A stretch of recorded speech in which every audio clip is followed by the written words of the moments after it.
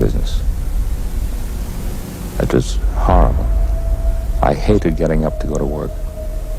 I did not believe any of the scripts. Lorne Greene was an irreplaceable television icon, best known for his role as Ben Cartwright in Bonanza, the legendary Western series that became a cornerstone of American television history.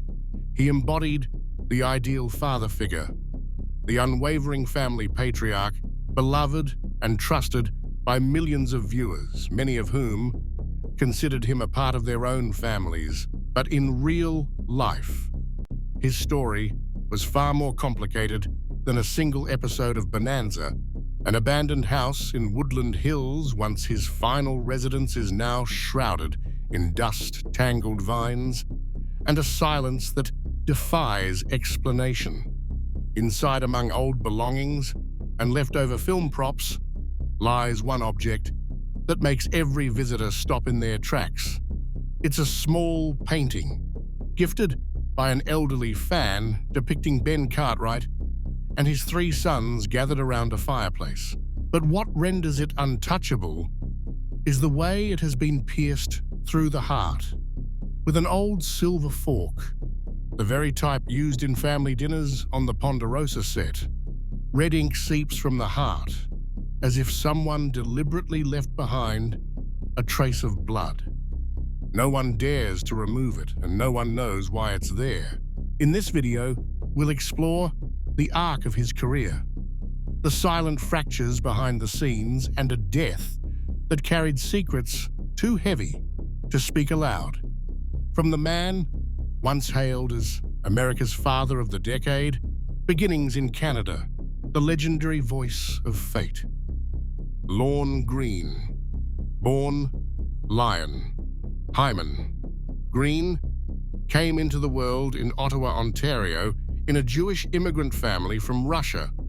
His father, Daniel Greene, was a shoemaker, and his mother, Dora, affectionately called him Ham, though his school records bore the name Hyman. When exactly he began using Lorne and added an E to become Greene remains a mystery, even to his daughter, who would later write his biography. Greene's passion for the stage emerged early. As a young man, he was drawn to performance at A.R. Rohan Summer Camp in Algonquin Park, Ontario, where he taught drama and developed the deep baritone voice that would later define his career. At Queen's University in Kingston, he initially pursued chemical engineering, but the glow of the broadcast room and the resonance of radio waves captivated him for good. After graduation, he left engineering behind to become a radio announcer for CBC Canada's National Broadcasting Corporation. During World War II, Greene served as an officer in the Royal Canadian Air Force. When the war ended, he returned to CBC as a lead anchor, quickly earning national recognition as the voice of Canada. But during those somber days, when his job involved reading out war casualties, another nickname was born: the voice of doom. It was the price of a voice that was commanding, solemn, unmistakable, a voice people listened to, whether it brought joy or the kind of sorrow no one ever wants to hear. Greene didn't stop at broadcasting. He invented the countdown clock for announcers to better manage broadcast timing, a simple innovation that revolutionized studio operations. He also lent his voice to numerous documentaries produced by the National Film Board of Canada, particularly the standout piece, Fighting Norway.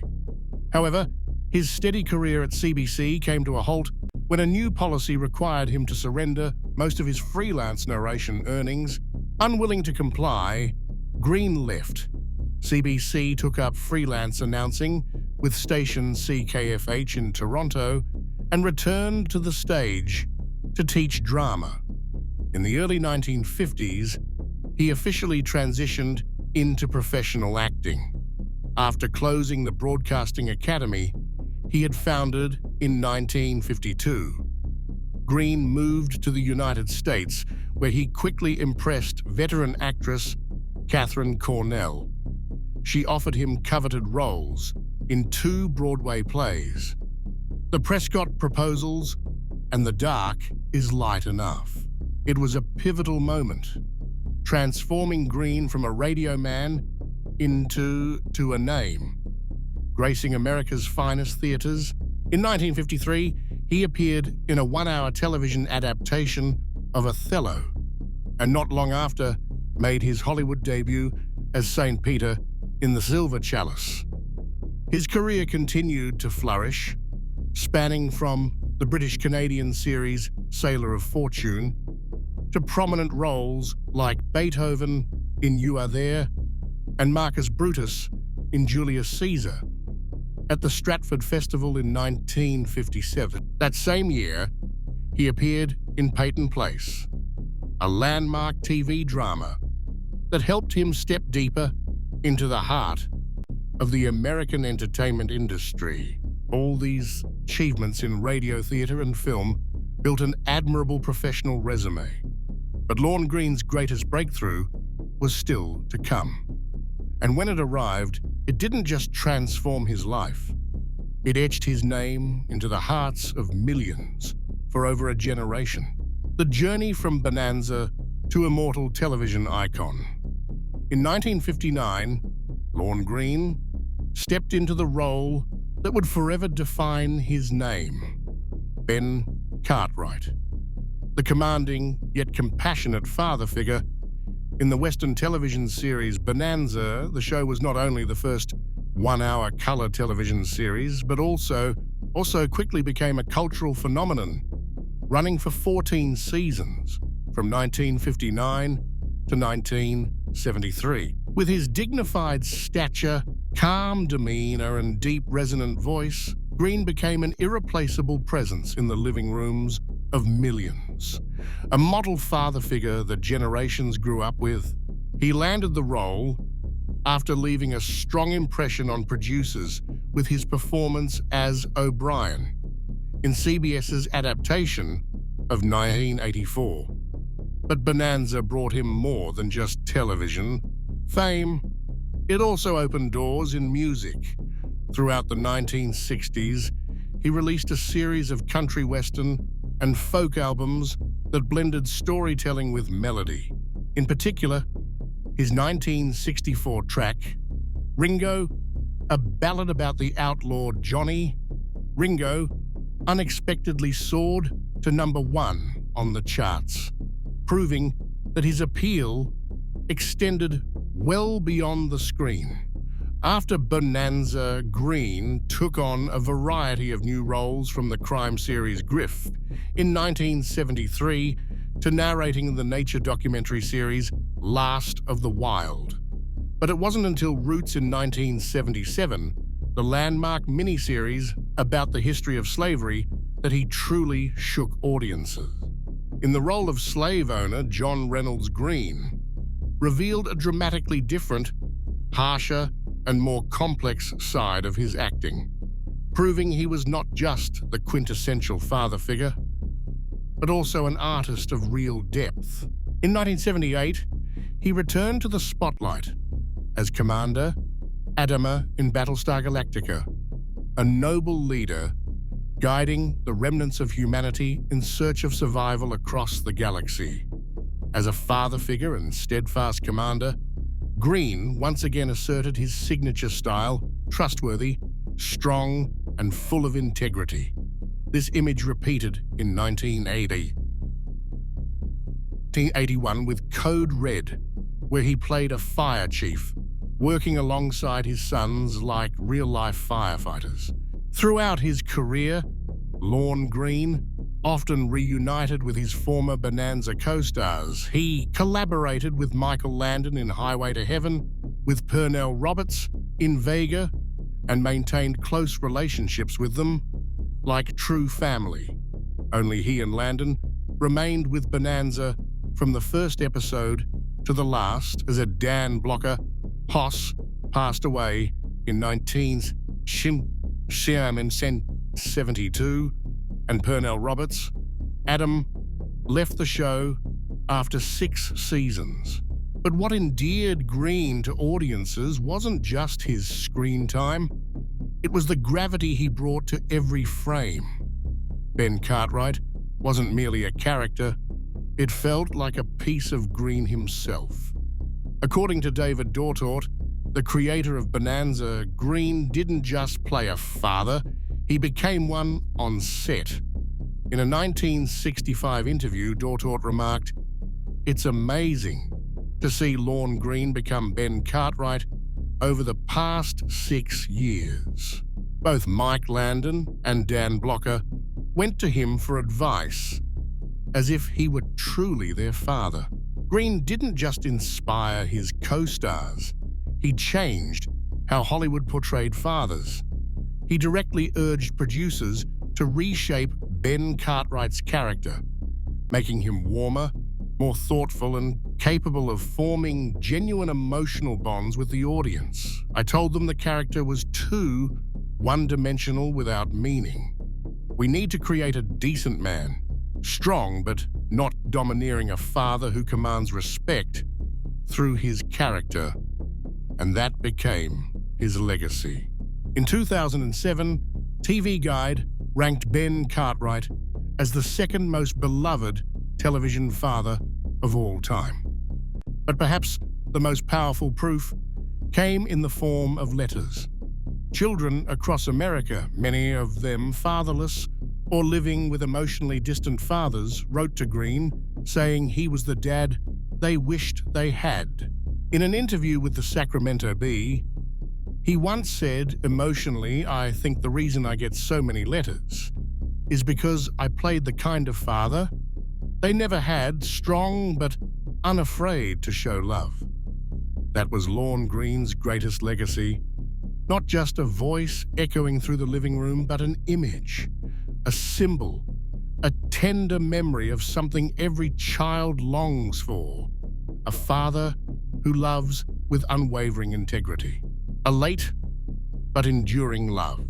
Though Lorne Greene portrayed the ideal father on television, his real life had its share of quiet sorrow.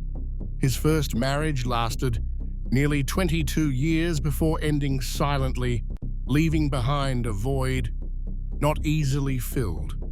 But when he met Nancy Deal, a smart, spirited, and ambitious actress, what seemed at first like a professional relationship became the beginning of something far deeper. At first, they argued frequently about acting. Politics, worldviews, their verbal sparring seemed to reveal no common ground. Yet, over time, those very differences drew them closer. Greene couldn't hide his admiration for her intellect and strength. He once said, "I never wanted to change her. That's what I valued most about Nancy." They married on December 28, 1969. After 3 years together, Nancy had a promising career, appearing in works like Shadows, 1950, and Tattletales, 1974, and even starred in an episode of Bonanza. But she willingly stepped away from the spotlight, choosing family over fame. A rare choice. At the time, Still Deal didn't abandon her ideals. She entered politics, studied Russian and Chinese at UCLA, and later became a foreign policy advisor working alongside senators like Hubert Humphrey and Henry Jackson. She also founded the Women's Institute of International Relations, which trained female leaders in global security policy, proving that influence didn't have to come from behind a camera lens. The gentle father behind the screen. Though he played hundreds of roles, Lorne Greene found true happiness in the most ordinary one, being a father. He often said time spent with his wife and daughter Gillian was the most precious part of his life.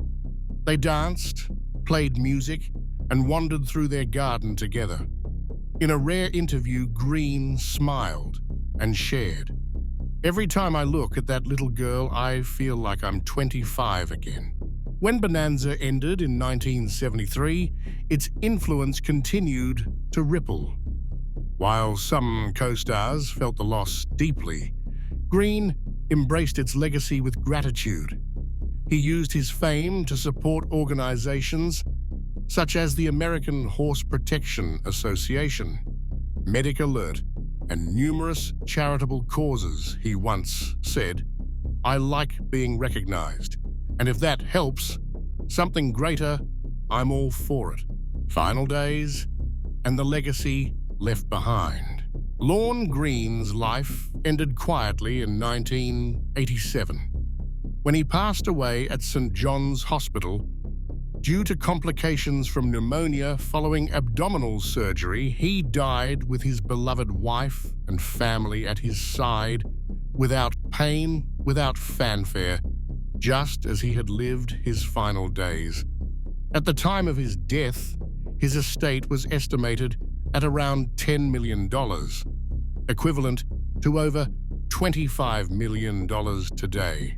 It wasn't just the result of his role as Ben Cartwright in Bonanza, but of decades of work in film music, voiceover, and royalty contracts. He lived in a luxurious home in Beverly Hills, yet never let fame consume him. He dedicated much of his wealth and time to charity, especially causes related to animal welfare and the arts. Discovery inside the abandoned house, hidden behind a weathered wooden fence on the outskirts of Los Angeles, the last home once belonging to Lorne Greene, is now just a forgotten line in tax records. From the outside, the house looks like any other vacant property. A sagging roof corner peeling paint, a backyard blanketed with decaying leaves and thistles. But when an asset team was sent to evaluate the property before demolition, they stepped into a space where time seemed to have stopped. Inside, everything appeared preserved from the late 1980s. An old armchair by the fireplace, thick leather-bound books left open mid-page. A portrait of him with his wife and daughter resting crookedly on the piano. The air was thick with the scent of damp wood and aging paper, as if no one had disturbed the place in decades. But it was the last room at the end of the hall, a small study with shuttered windows that held the most unexpected discovery. In the bottom drawer of a sturdy oak desk, they found a small wooden box, not locked, but so thick with dust it nearly blended into the furniture. Inside were a stack of aged papers, a heavy fountain pen, and a leather-bound notebook. But what made them freeze was a black-and-white photograph, Lorne Greene smiling, as he held a boy whose identity remains unknown. And right over Greene's chest, a strange tear in the photo that pierced the paper and dug into the cover of the notebook like a stab wound. It might have been simple physical damage caused by rats, by moisture, by time. But what haunted them was the placement directly over the heart, the tear slicing through both items, as if someone had left a message in images deliberately. Beneath the photograph in faded brown ink were scribbled words nearly lost to time. "Don't let it happen again." They found scattered journal pages, not a diary in any traditional sense, but fragments torn. Thoughts, occasional lines of regret, and reflections on decisions that were right in that moment, but wrong forever. None of it mentioned names, dates, or clear clues. Yet, in the dim air of that room, every line whispered the quiet loneliness of a man who once lived beneath stage lights, but withdrew into silence. There were no dark secrets revealed, no conspiracy, no confession. And perhaps it was this emptiness, that made the room feel so unbearably heavy. The house, and especially that final room, felt like a song cut off midway unresolved. Today the house has been demolished. The lot is now just a patch of bare concrete, no number, no name. But for those who once walked through it, something lingers like the final note of Ben Cartwright echoing into the silence after the screen fades to black. Deep, warm, and never truly gone. The final legacy, Lorne Greene, was not just a storyteller. He was part of America's collective memory. He elevated the image of the television father from stern and distant to loving, strong and full of compassion. His roles in Bonanza, Roots, and Battlestar Galactica were more than characters. They were mirrors, reflecting morality, dignity, and a belief in human values. Though he passed away over 3 decades ago, his image still lives on in the hearts of viewers through every episode, every line, and every childhood memory of the millions who grew up with him. Lorne Greene was not just Ben Cartwright. He was the embodiment of an era of television, of integrity, and of a man unafraid to speak love at the right moment. The final relic of a legend. In a quiet corner of Mesa, Arizona, where trees stand still under desert sunlight and the wind whispers across golf course lawns, there is a wooden house that carries the memory of an entire era of television. It goes by a simple yet evocative name, Ponderosa 2. The person who discovered the house wasn't a historian or a die-hard fan, but a real estate agent, Daniel Mullins. While working with a local client, he was advised to check out a wooden home linked to Bonanza. Mullins, a longtime fan of the classic series, didn't hesitate. The moment he stepped inside, he knew he was standing before an unofficial relic, a carefully built replica by Lorne Greene himself. Built in 1963 as a weekend retreat, far from the noise of Hollywood, Ponderosa 2 was more than a 2-bedroom wooden cabin. It was a masterful recreation of the legendary Ponderosa Ranch from the show, nestled in the heart of Arizona, serving as a place where Greene could truly return to Ben Cartwright, not on screen, but in spirit. From the curved wooden staircase, mimicking the original, to the large stone fireplace anchoring the living room, every detail recreated the solemn, familiar atmosphere of Bonanza. The only difference, the staircase did not lead to bedrooms, as it did in the show, but to a small attic, as if the space had once been used for quiet reflection or memories of a time long past after years of neglect. Ponderosa 2 was purchased in 2011 by Louise Swan and her husband. They didn't see it as a real estate deal. They saw it as a promise to preserve the spirit that Lorne Greene once poured into it over 4.5 painstaking years. Every wall, every piece of furniture, every window frame, and they restored it bit by bit with the devotion of 2 people who not only loved the show, but deeply respected the man who once walked through its halls.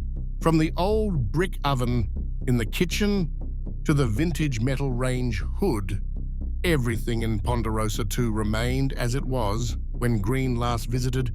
Life-size cardboard cutouts of the Bonanza characters were placed around the house, not as display pieces, but like long-lost family members. Mrs. Swan once hosted gatherings of over 150 fans in the home's sprawling backyard. In true Western spirit, under the golden glow of the setting sun, on the wooden porch, laughter, songs, and memories filled the air, as if Lorne Greene himself were still standing, Somewhere in the light, watching with gentle eyes, in 2014, the city of Mesa officially recognized Ponderosa II as a historic landmark, accompanied by a commemorative plaque honoring the man who inspired millions to call him Pa, the greatest father figure television ever gave us. Today, the house is listed for sale at $849, $900. But Mullins, the listing agent, isn't in a rush. "We're just looking for the right person," he says. "This isn't a property, it's a legacy. Whoever owns it isn't just buying a home. They're stepping into a living memory, a place where Lorne Greene once paused and wrote the final chapter of his life with a peace and simplicity that only a true man could ever fully appreciate, an eternal gift by the sea."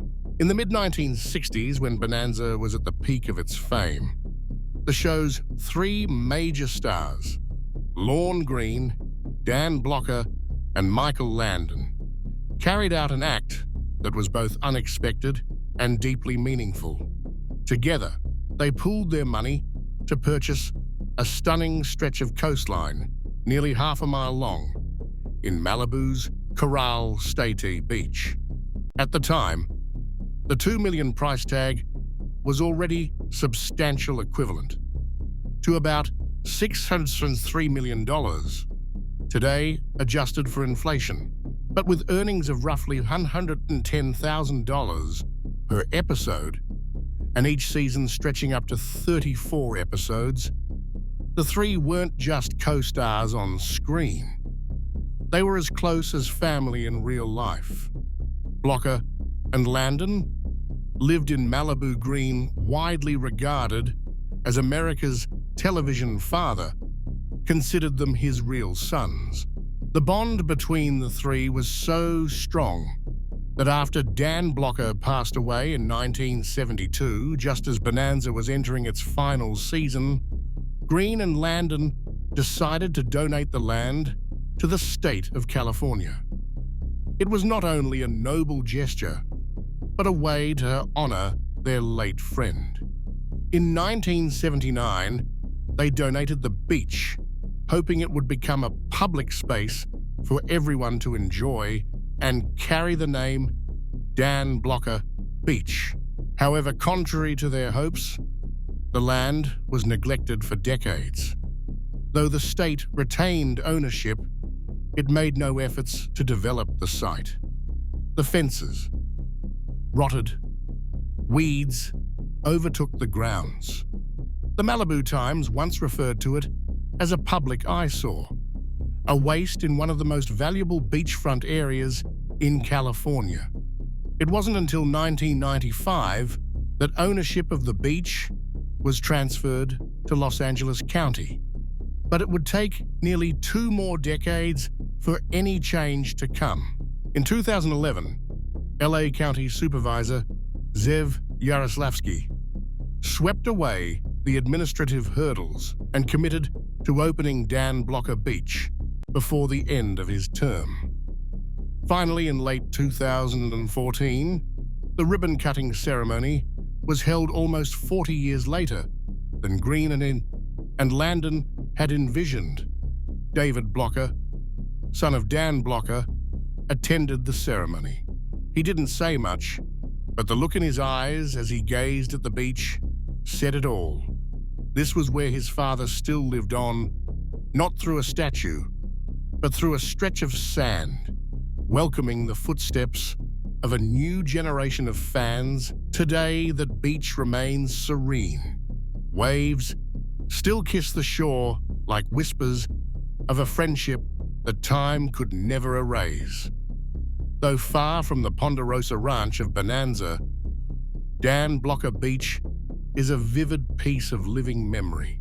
And not far from there, near Pepperdine University, the Michael Landon Community Center continues to welcome visitors as a lasting extension of the friendship and legacy that began on a small television screen more than half a century ago. Thank you for walking through this journey with us. If you found this story meaningful and want to keep exploring the tales behind the spotlight, hit subscribe and turn on the notification bell so you never miss a moment.